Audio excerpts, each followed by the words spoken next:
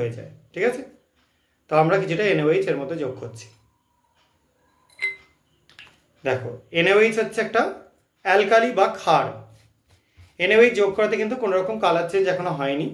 ঠিক আছে, এবার আমরা এর মধ্যে যোগ করে দেবো কিছুটা গ্লুকোজ,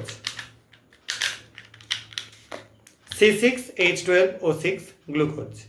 একটা স্প্যাচুলা দিয়ে আমি কিছুটা তুলে দিয়ে দিচ্ছি। ঠিক আছে, এই যে সাদা রঙের গুঁড়ো আমরা যোগ করলাম। দেখো যোগ করবার সঙ্গে সঙ্গে দ্রবণের বর্ণ কী হয়ে যাচ্ছে দেখতে পাচ্ছ, সবুজ। নিশ্চয়ই এই কালারটা নিয়ে কারো কোনো অসুবিধা নেই, একদম সবুজ বর্ণ তৈরি হয়ে যাচ্ছে। এবার কন্টিনিউ আমরা এটাকে এরকমভাবে ঘোরাতে থাকছি, নাড়াতে থাকছি, এবং আমরা দেখব এরপর এর কোনো বর্ণ পরিবর্তন ঘটে কিনা। একদম ট্রাফিক সিগন্যালের মতো, একসময় লালের জায়গাতে বেগুনি ছিল, এবার সবুজ হয়ে যাচ্ছে। তারপর কি দেখব, কি কালার আসে।